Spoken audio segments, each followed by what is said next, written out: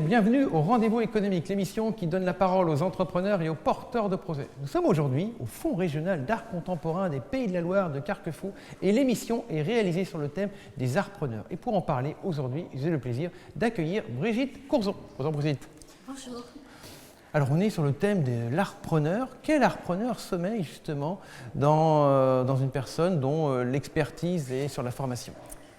Eh bien, tout simplement dans la valeur ajoutée des formations à réaliser, surtout sur des formations comme je peux le proposer dans le domaine de la finance en général, qui est un domaine déjà assez lourd, avec beaucoup de techniques, de pouvoir effectivement alléger les formations présentielles avec de l'art, avec une façon de s'exprimer, de faire intervenir et interagir ces professionnels du patrimoine que je reçois pour pouvoir apporter une légèreté tout avec de la technicité pour apporter effectivement le résultat escompté.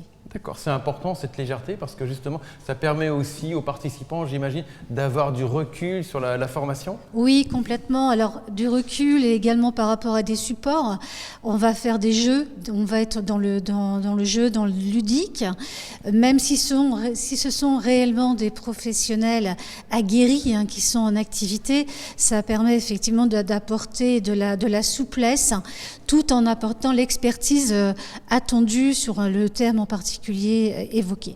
D'accord, le thème évoqué, justement, donc on parle de l'artpreneur.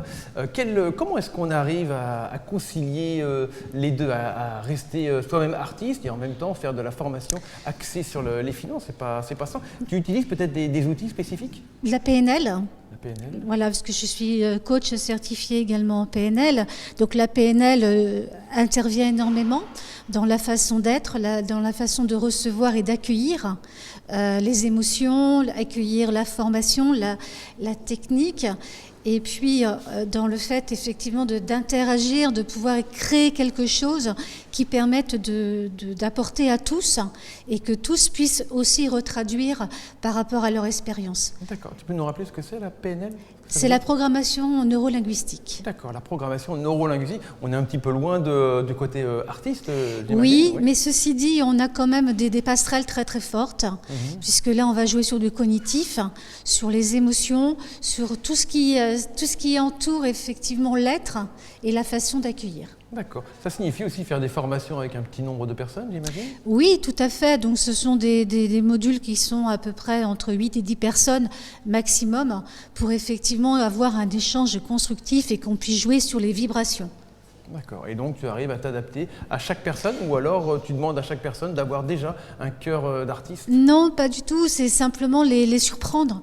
Les bousculer dans leurs habitudes, de laisser leur téléphone.